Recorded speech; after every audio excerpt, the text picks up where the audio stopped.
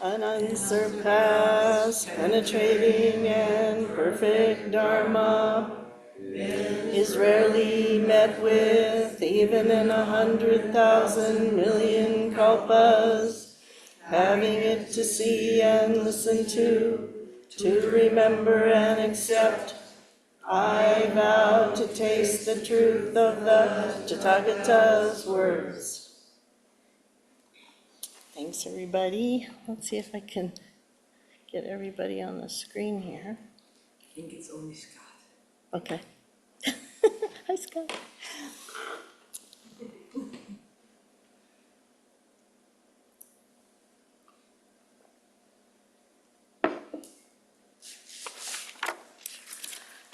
So, good evening. Thank you all for coming as we venture into more Dogen. So, I want to continue the summer series of Dogen. And I entitled this talk, "The Self That Is Only the Self."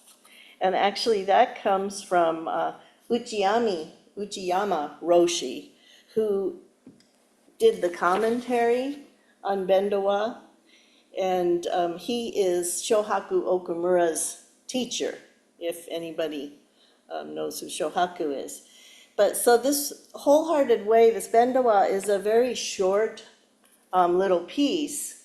And so it's in the beginning of the book, and then Uchiyama does this whole commentary, which we've been studying on it. So a lot of the quotes, I'll try to say which is Dogen and which is Uchiyama as I go along, but a lot of the quotes are from the commentary too. How are they related? So Uchiyama did the commentary on Dogen's Bendowa. Yeah, and actually Shohaku Okumura, who we've studied often, many of us, he did the translation. So it's kind of, you know, all three of them. So right now, my teacher, Ryushin Andrea Thatch, and our small cohort of students are studying Bendowa. And our group really moves very slowly, savoring and pondering each paragraph. It's taken us many months. We meet once a month, and it's taken many months just to get through these short paragraphs. And it's really wonderful because it gives us time to soak up the meaning. But we stop at many paragraphs and allow them to be kind of stepping off points for our exploration. And yeah, so tonight I want to talk about Bendowa a little bit and the commentary, and maybe some of you, may gain an interest in it from the short work if you haven't already explored it. I don't know how many people have read it, and it's, I really like it. So anyway, so Bendowa was written in 1231, and so that was right after Fukan Zazengi, and shortly after he returned from China back to Japan. And I think that Fukan Zazengi is much more of a practical manual for Zazen, but I feel like Bendowa is more about the joy of Zazen on the cushion and in our lives in general, and the underlying reality that we already are the way. We're already in the way. We're never apart from the way. We're never separate from the way that is in all beings. So Dogen often emphasizes the joy of Zazen. The first paragraph of Bendowa reads, "All Buddha Tathagatas together have been simply transmitting wondrous Dharma and actualizing Anuttara Samyak Sambodhi, for which there is an unsurpassable, unfabricated, wondrous method. This method, which has been transmitted only from Buddha to Buddha, without deviation, has its criterion Jijuyu Zammai." So I don't know how many people have heard that word. But Dogen used it a lot, and one of his followers many hundreds of years later wrote a whole book called Jijuyu Zammai, kind of in honor of Dogen. In a sec, I'll tell you what it means, maybe. So one of the translations for Jiju Zanmai is self-fulfillment, Dharma, joy, samadhi. And it just, that word itself it just feels joyous whenever it comes up in Dogen's work. Take this off.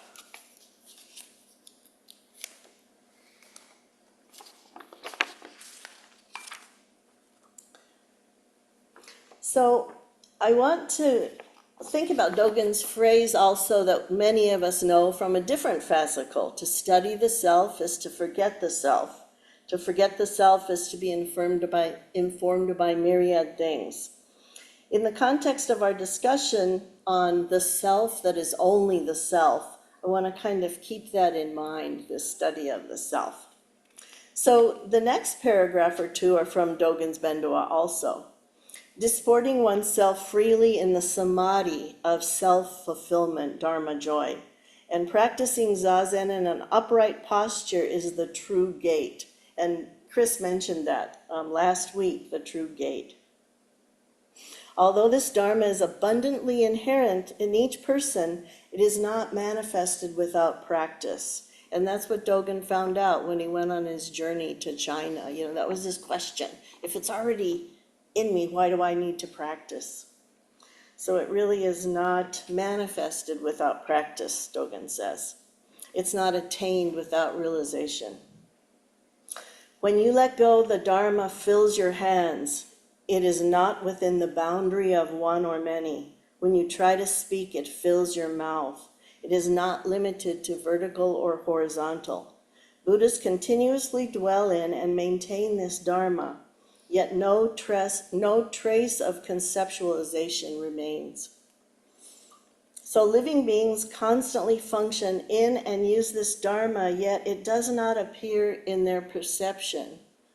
So I think that, is an important statement. It's always there. The conditioned self doesn't really recognize it, but the wider self always is there. It recognizes all of the conditioned self. I don't know. So the wholehearted practice of the way that I'm talking about allows things to exist in enlightenment and enables us to live out oneness in the path of emancipation. When we break through the barrier and drop off all limitations, we are no longer concerned with these conceptual distinctions. So I remember a quote from my then teacher, Eileen Kiera, from Mountain Lamp. She said something like, the great reality is continuously manifesting itself through each of us. And I got this image, and I remember doing a journal page about that. The great reality manifesting itself through each of us is a deeper truth. As we read in the commentary of Bendowa by Uchiyama Roshi, he keeps bringing up what we are all living out, the self that is only the self. What does that mean, the self that is only the self? How could it be otherwise? In Zen, we often talk about the two truths. The truth that we live in a conditioned world, and the truth that we are always also in the unconditioned. Form is emptiness, emptiness is form. And as Dogen says, form is form and emptiness is emptiness. So when we talk about the self that is only the self, is it the conditioned self or the unconditioned self? Is it both? Is it one? So we're going to explore a little bit. When we look at the world of the conditioned, we sometimes think that the world is one world and we're on the stage. Uchiyama talks about how we look at a cup on the table at the same time as our partner. And for instance, we think we are seeing the same cup, experiencing the same cup as well as the same backdrop. Right now, as I was writing this, I was sitting on a lovely deck in the mountains at the height of summer with the smell of pines and the sound of wind in the trees. And I may think that I am experiencing the same thing as my spouse, who was also sitting there. But my experience and thus my world is unique to me. It's not the same as his. It never is. His whole world, his whole life are unique to him, and my world is to me. I'm experiencing everything through this self that is only the self. This unique self contains all of my perceptions, my delusions, my fears, also my joys, my aspirations, my understanding. Uchiyama says everyone is born within the world of the self only, lives out life with the original life force of the self that is only the self, and dies with the whole world. This is an extraordinary idea from a common point of view. You cannot understand it easily, but it is true. As a matter of fact, whether you understand it or not, whether you believe it is so or not, it is reality. In the same manner, when we study the Buddha Dharma, to study Buddhist terminology, intellectual study is not nearly enough. Uchiyama says we should study life itself, which exists as a foundation of Buddhism. We never actually live within the common society we create through reifying abstract concepts as we usually believe. We must thoroughly become a person, living out the self that is only the self, or we cannot embody the genuine Buddha Dharma. You may be thinking, but how could we not live out the self that is only the self? We only have this one life to experience everything, and in a sense, this is true. However, if we're lost in distraction, if we're not really here in this present unfolding, we're not really experiencing that life. Uchiyama Roshi says, although we always think we're really living, as a matter of fact, we're not living out the reality of life. It's essential to become aware of that fact. Well, then, in what way are we living? In a word, each and every one of us lives by treating abstract concepts as real. We live in a fabricated life, filtered through our delusions, our fantasies, preconceived notions, factors handed down through generations. And I remember Thich Nhat Hanh always talking about being present to eat your hamburger. If you're distracted by your movie or something on the phone or thinking about something you're going to do in the future, you miss experiencing your hamburger completely. It's gone before you know it, and you don't even remember experiencing it. We're living out this life that is unique to each of us, including our delusions, including our misperceptions, our conditioning. But as we practice with studying the self with mindful awareness, we can see how these constructs influence and color our world. When we have an awareness around the way our mind works, it's easier to be present for the deeper self that is only the self, the ground of our being that is connected with everything, the great reality itself. We're never apart from this. In our small self that is only the self, we have preferences and opinions and concepts. This is the world of conditions. But as we practice, we open to a self without preferences, where there are no opinions or labeling or ideas. We continue with these human thoughts bubbling up, but we realize that our constant thinking processes are, as Uchiyama Roshi calls them, brain secretions. We're not trying to get rid of those brain secretions, but we are trying to open the hand of thought. That was another really famous saying that Uchiyama said, opening the hand of thought. So he says that about, all of our thoughts, all of our intellectual comings and goings, just letting them come in and letting them go. We're not trying to stop them. We're not trying to change them. So he says that some popular writers during the Meiji period in Japan, according to him, taught to attain enlightenment by transforming delusion. However, Uchiyama says this is not correct. It may be easier to understand, but it is not what Buddhism teaches. In Buddhism, the dichotomy of delusion and enlightenment is transcended from the very beginning. We have to practice and actualize right now, right here, the Buddha Dharma reality of life that transcends both delusion and enlightenment. This is great enlightenment. Uchiyama is pointing to a place that's deeper than comparisons, always there but unrecognized by the discriminating mind.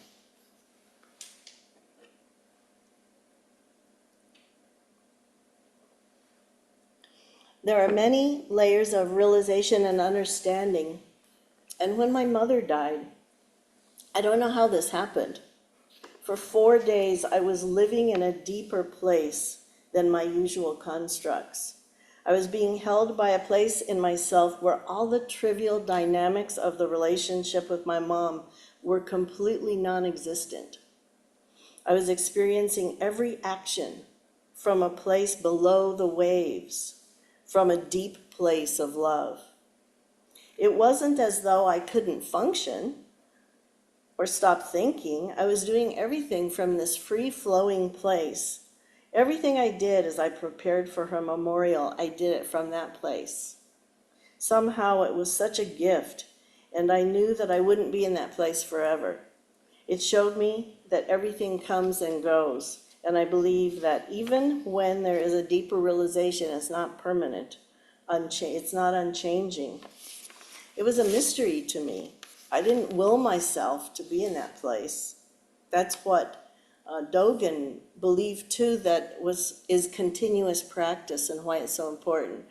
So many people felt that if you can have a great enlightenment, that's it, you're done, it's there forever. But he asked people then, why did the Buddha continue sitting for the rest of his life? Why did Bodhidharma sit for 8 years, at the wall? So he felt that it wasn't, it's always continuous, it's never ending. And that's how we continue deeper. So here's a bit more of Dogen's words from Bendowa. When one displays the Buddha mudra with one's whole body and mind sitting upright in this samadhi, even for a short time, everything in the entire Dharma world becomes Buddha mudra, and all space in the universe becomes completely becomes enlightenment. Therefore, it enables Buddha Tathagatas to increase the Dharma joy of their own original grounds and renew the adornment of the way of awakening. Simultaneously, all living beings of the Dharma world in the 10 directions and 6 realms become clear and pure in body and mind, realize great emancipation, and their own original face appears. At that time, all things together awaken to supreme enlightenment and utilize Buddha body, immediately going beyond the culmination of awakening and sitting upright under the kingly Bodhi tree. At the same time, they turn the incomparable great Dharma wheel and begin expressing ultimate and unfabricated wisdom. And I remember often reading, when the Buddha had the great enlightenment, what he said is, I together with all beings. And it's that, there is no separation in a deeper way. So this quote by Dogen is reflecting the understanding that within the larger self, that is only the self, this Buddha nature, is innate within everything. It includes the separate self that is unique to each of us, but is universal. We don't each have a unique Buddha nature. We are all part of this universal Buddha nature. That is why when one of us awakens, we all awaken. Dogen continues, therefore, even if only one person sits for a short time, because this Zazen is one with all existence and completely permeates all time, it performs everlasting Buddha guidance within the inexhaustible Dharma world in the past, present, and future. Zazen is equally the same practice and the same enlightenment for both the person sitting and for all dharmas. The melodious sound continues to resonate as it echoes, not only during sitting practice, but before and after striking sunyata. And I thought that was a bell. I couldn't remember what that meant.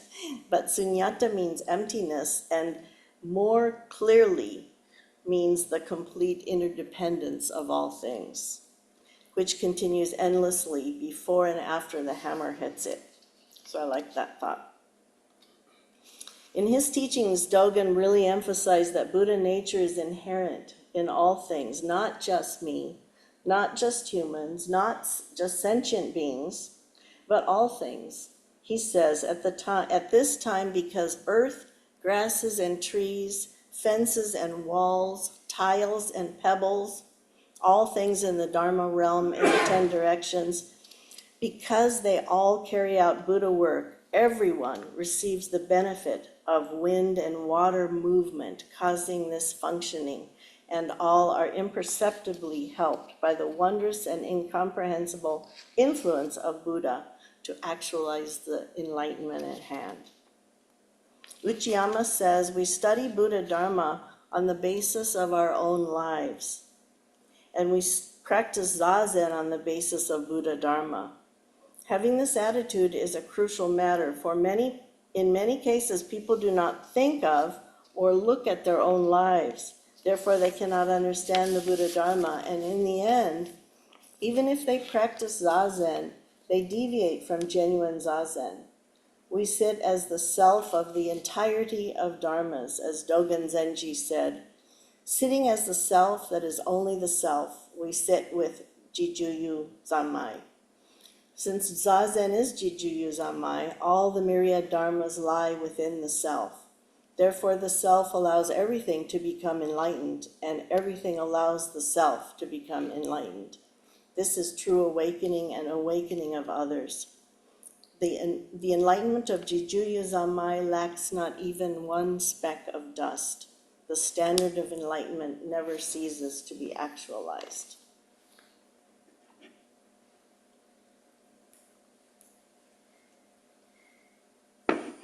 For me, this is an inspiration to continuously study the self and continuously practice Zazen.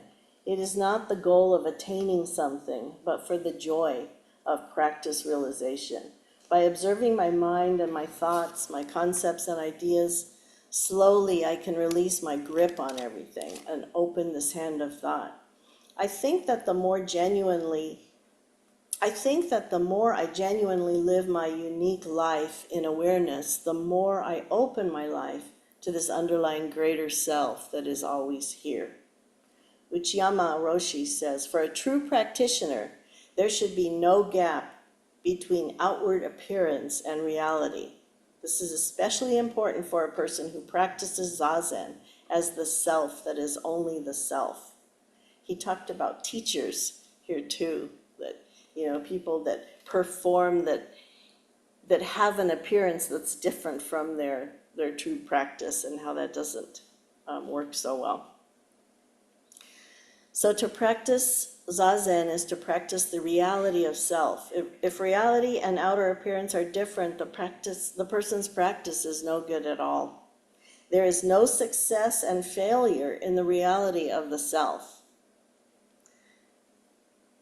Just be as it is. We are totally liberated. The self that is only the self is absolute enlightenment, and yet, as the original life force, it possesses original practice in its original face. Just be the original life force and keep going on to practice, to purify yourself endlessly with this life force. This is true practice. When we practice the reality of self that is absolute enlightenment to the end, enlightenment and practice cannot be separate. Practice and enlightenment are one. And so that's why we hear so often from Dogen about practice enlightenment.